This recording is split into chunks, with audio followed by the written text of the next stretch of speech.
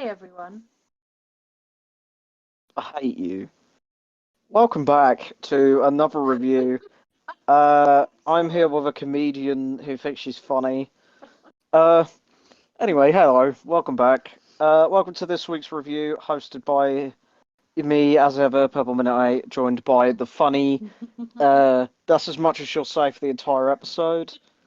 I'm joined by the funny person, the Obsidian Nook, Petal ASMR. You wanted me to say more. I thought I'd do the intro and then I forgot what else you said. It'd be nice if you, told me that. So then I was like, I was just like, hey everyone. That was really enthusiastic. Don't you think? No, Oh. I hate you. No, you It's don't. like one good thing I have in my life. Oh. Anyway, welcome back. It's Amelia's turn this week. She is covering alongside me, of course. Freaky. We also have Smitten and Tiny. Stars is on. Stasi is under the bed. We have every cat in the room with us at the moment, which is very, very uncommon to see. But we are looking at Freaky, a film that I thought came out earlier than it actually did. I didn't know that it came out in How 2020. many pages? Free. Genuinely nearly three whole pages, but I don't know why that has anything to do with anything. Because I can give like a summary of it within like minutes. And that's why your channel's dead. Anyway, I'm kidding. I'm kidding. You got a hair. Okay, it's still attached to my fucking head, you tit. Anyway, we're covering Freaky, of course. Amelia, do you want to give a brief rundown? Do you want to give your summary? Well, it's basically a film where a bit like when they do voodoo. It's Freaky Friday, but murder. So when they switch bodies and you've got the killer, he kills. Mm-hmm. May I say, the standout performance of this film is, of course, Vince Vaughn, who does an amazing job pretending to be a white girl. Yeah, but Catherine, is it Catherine Newton? She was in The Society and other things as well, but I don't know. Harris a big fan of the Society. I know her from The Society. That's on Netflix. This is on Netflix as well, I believe. I think it said. Oh, well, we Okay, have it well, on we have it on DVD. DVD because we're poor and we don't have Netflix in a minute. Is that a bit real? No, we're just. I had it on. It doesn't matter, we have it on DVD. Saw this at the cinema like a You week did. after. No, you can't. Oh yeah, it came out in 2021 in England, but this came out in 2020 in the US first. Apologies, I was going by the American release date. But then we had COVID, so that was fun back in the day. We didn't have COVID like me and you, which meant COVID happened. Mm. You looking at me as if we had COVID? I can't remember that, sorry. No, it's just we saw it at the cinema together, and then you were like, "But COVID happened," and I was like, "But we've only been together for 2 years," and that was after the pandemic, and my mum died in between that. Well, you're setting the time for the episode, aren't you? So I'm so confused. Yeah, but it said 2020, so I thought you had forgot that I wasn't with you at the time, but because it came out in 2021, that does make sense. Doesn't matter. Anyway, that is not Well, they're important. getting an insight into our relationships. Alright, dickhead. This is kind of Halloween. This was It's the horror. best It's we could do. horror. It's horror, and that's why we're covering it. We don't know. Scream 3 will be done when it's done. How long will you have to wait? Don't fucking know. If you have been listening since Scary Movie 3, you'll understand how much I really couldn't be bothered to do the fourth one of those. So it could end up just as bad as that, but hopefully not.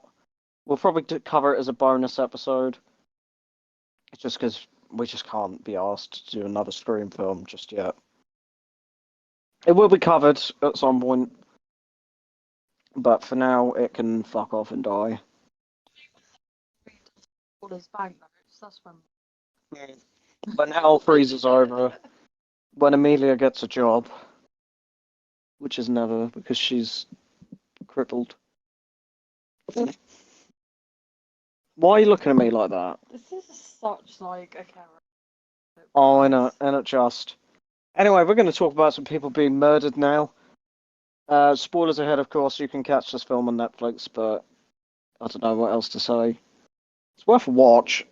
It's worth a watch just for Vince Vaughn on his own. My opinions has changed.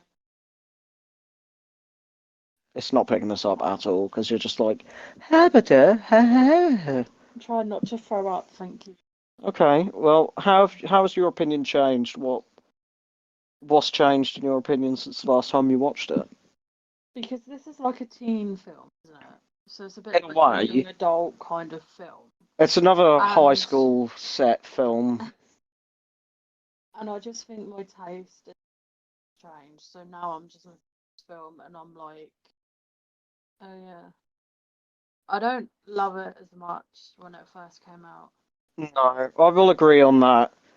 It's some of the initial sort of like magic has sort of been lost. Like his acting's really good, Vince and Vaughn is fantastic and it's it makes it brilliant. fun for that. But it's just when I first watched it, how much I loved it.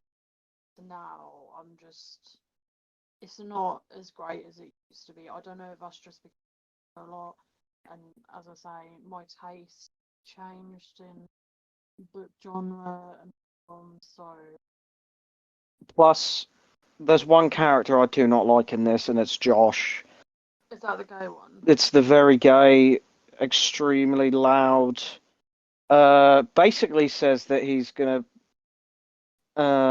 rape someone earlier in the film. When he's talking about all the straight guys who suddenly realise they're fluid, uh, I did not because they're notice that. drunk. I think I was. Literally, Nyla says to him, "That sounds a bit rapey," and it's like, yes, it is. And when they're running from Millie later on, when she's in Thingy's body, it's just how he's like, "You're black, I'm gay, we're gonna die." It's like, ah ha ha. Oh,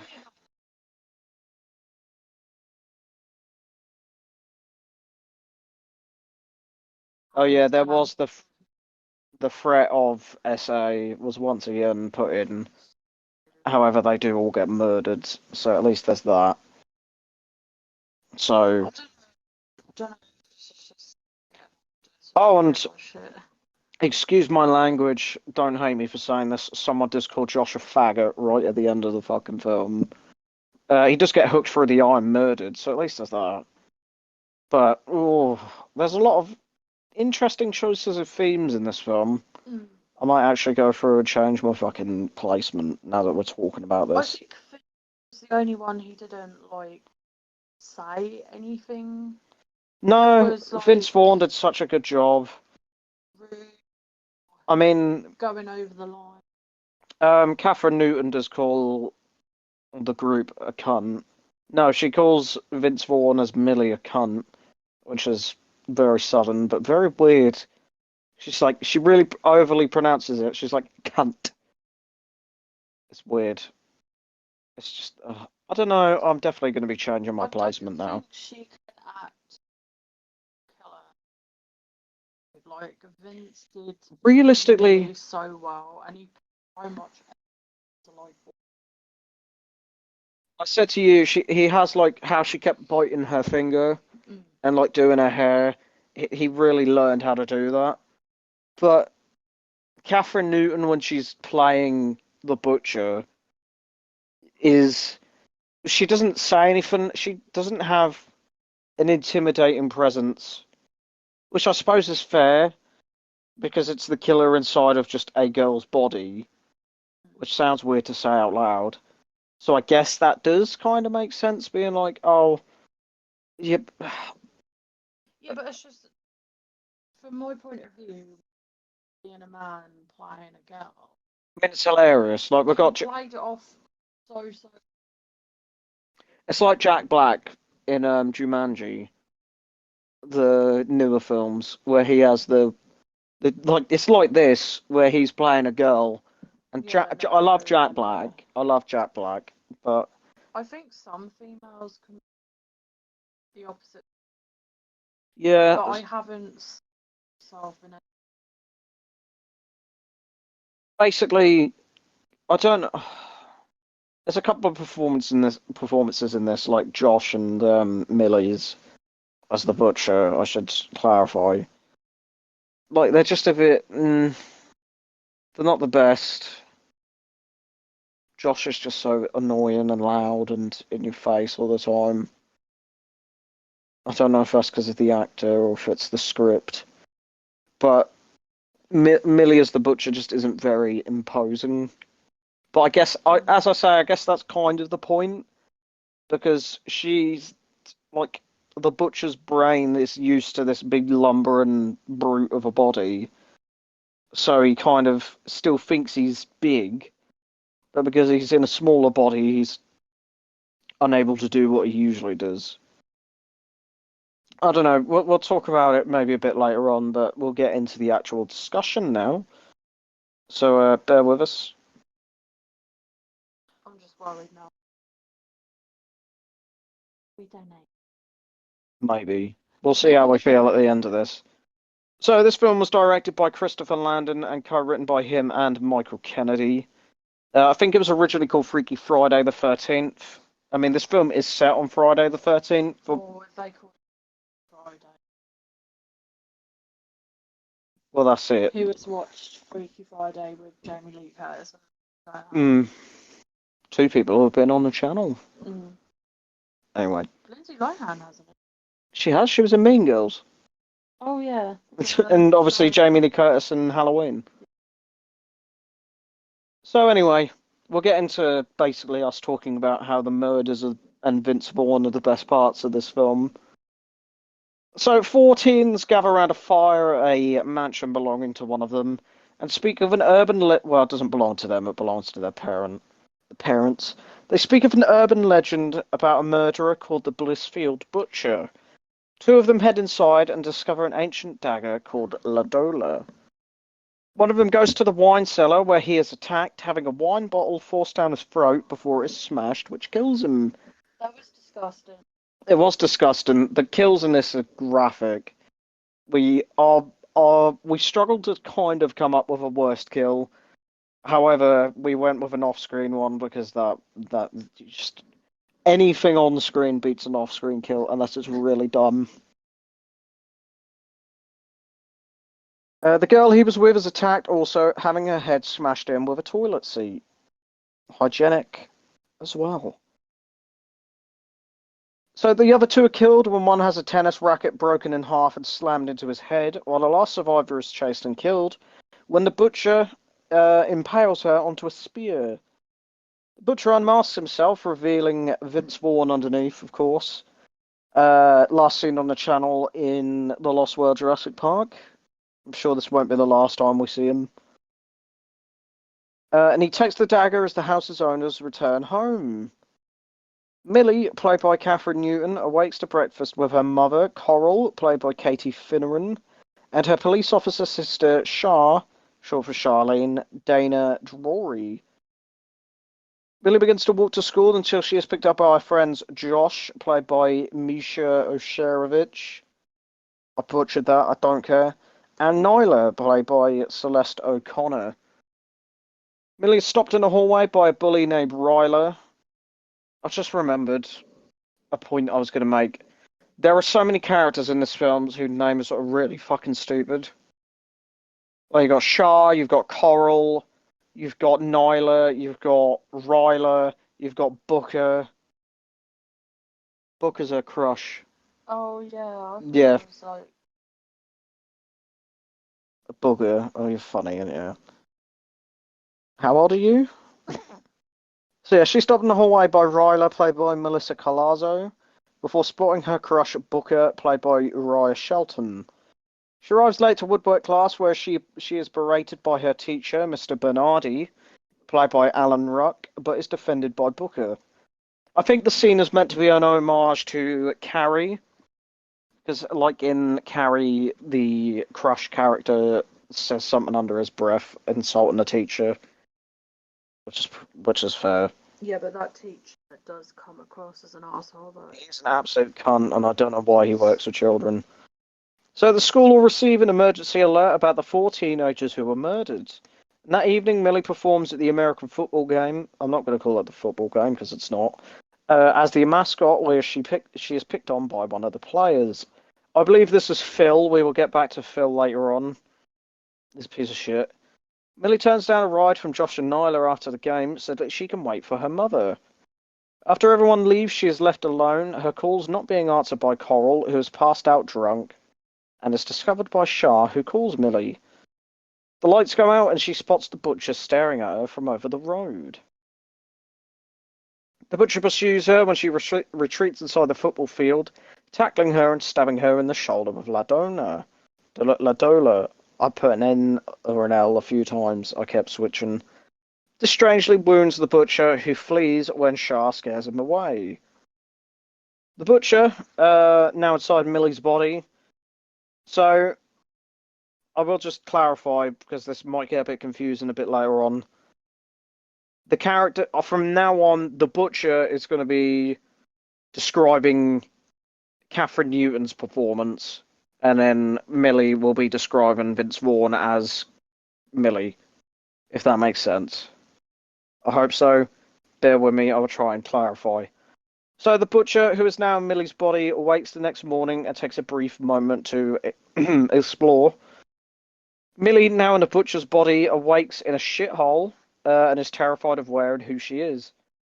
Also, a random crackhead offers him a blowjob in exchange for drugs. That was interesting. The butcher retrieves a kitchen knife as Shah enters the room, but doesn't attack her with it due to Coral's interference. Millie walks around town, seeing her face on TV, causing people to identify her as the butcher. Take a shot for every time I say the butcher. The butcher goes to school dressed in different clothes to what Millie would normally wear, and Josh and Nyla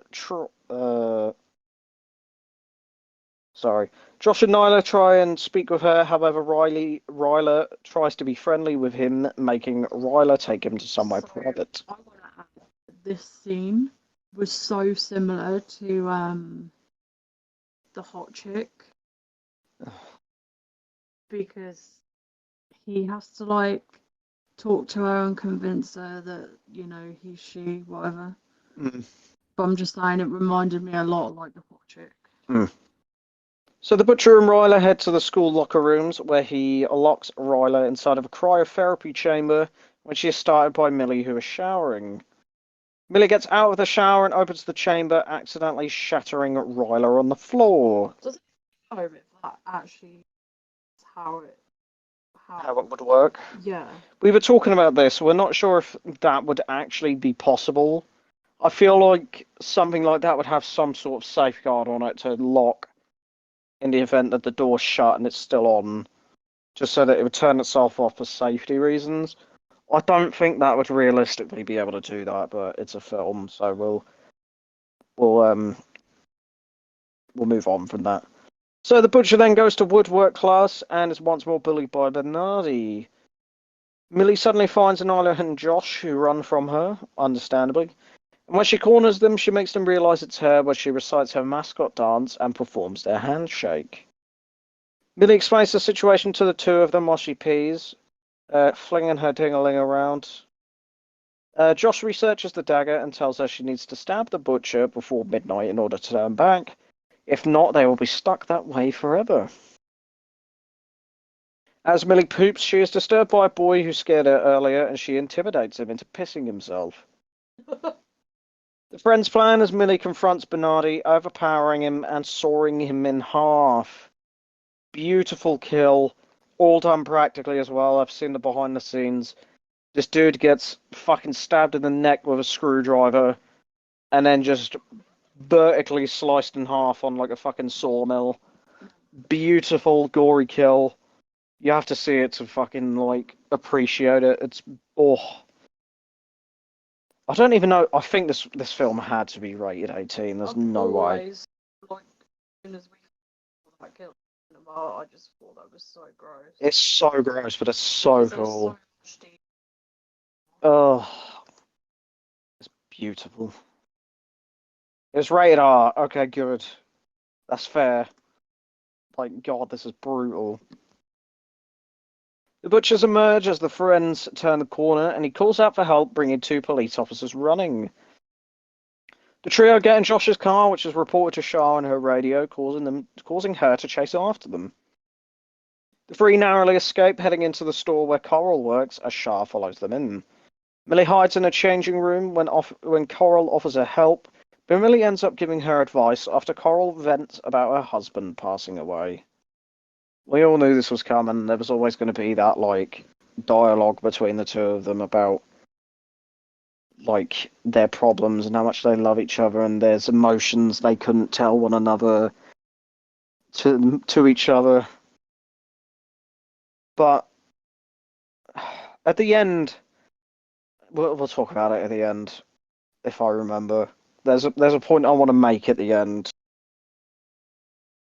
Da, da, da, da, da, da. So Nyla and Josh give Millie a mask to disguise herself in, and then escape as Josh sees the butcher is at a mini golf park. The butcher tells the jocks, which is Phil and some other douchebag, and Booker, that they could have a party at an abandoned mill, which is where the butcher's hideout is. Millie and the others arrive as the butcher lures Booker away from his friends. Butcher almost attacks him, but Millie and the others emerge and save him. Booker, however, runs, but Millie attacks him, knocking him out.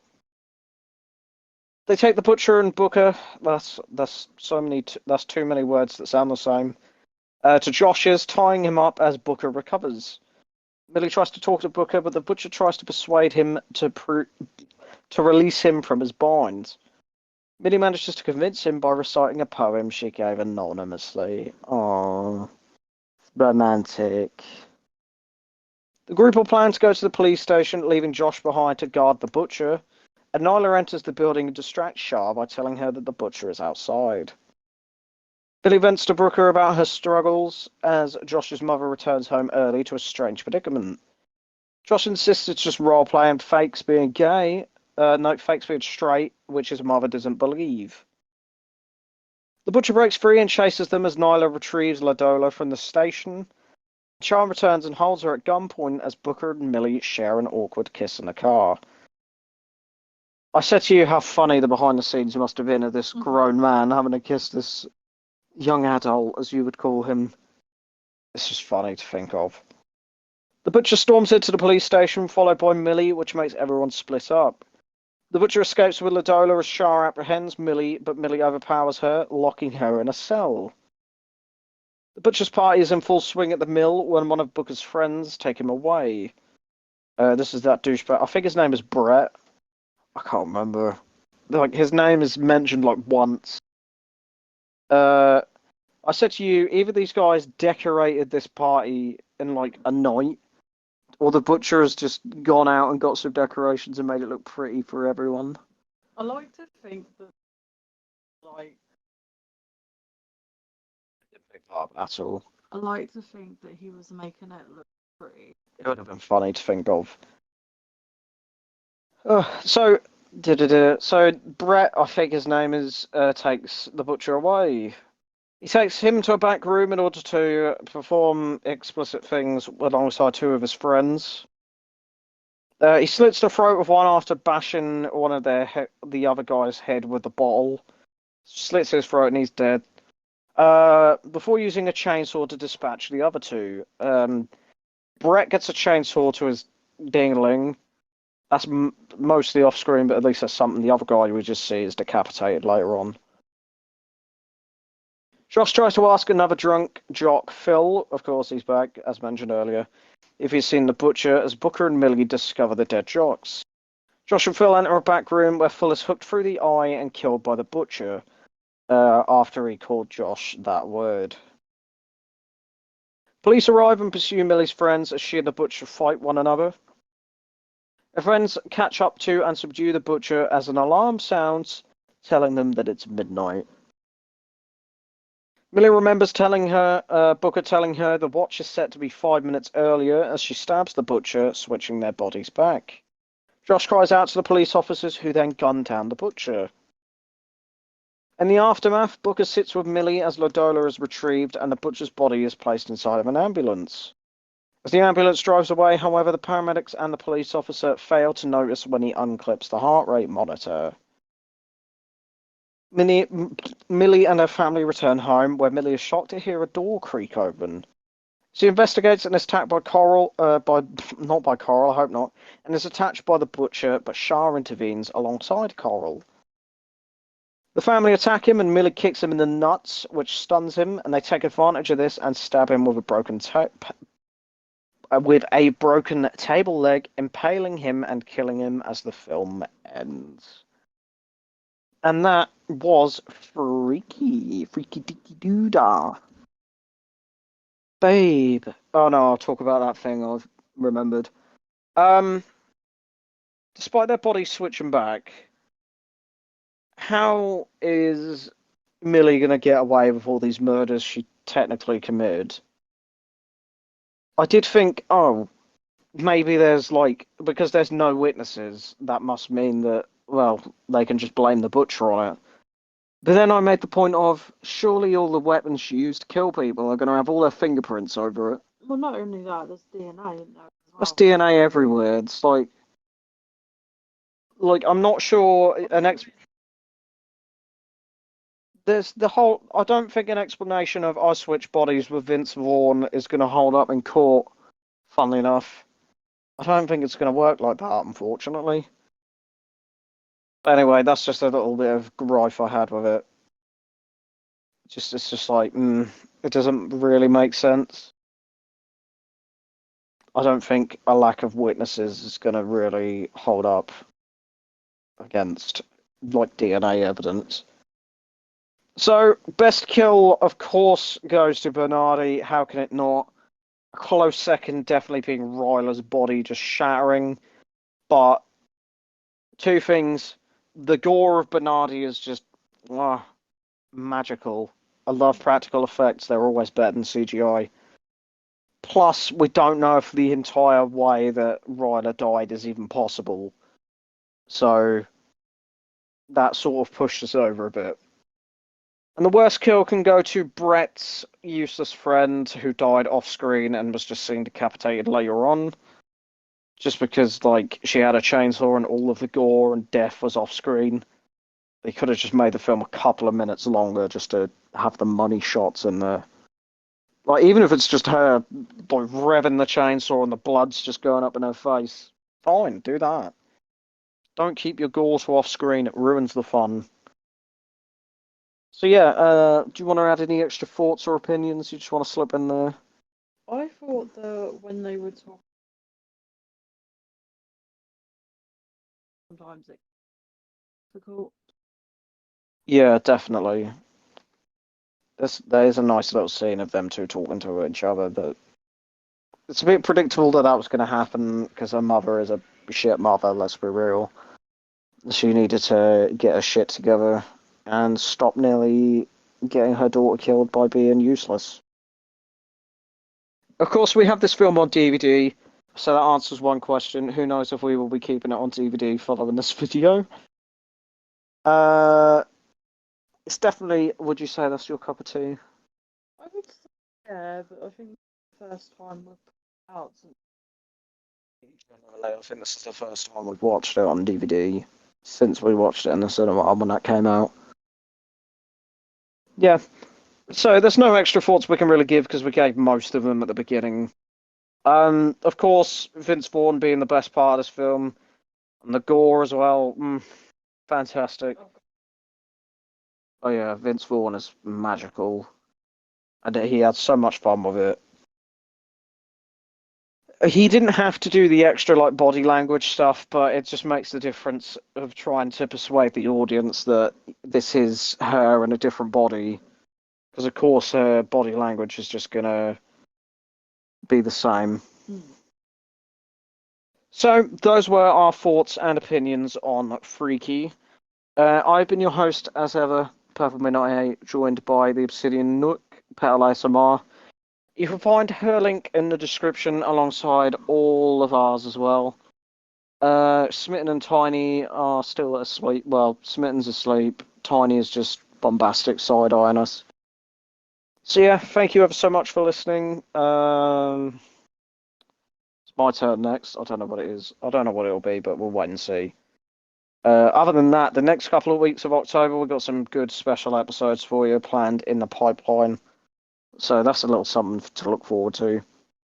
But anyway, thank you ever so much once more, and we will see you in a few days.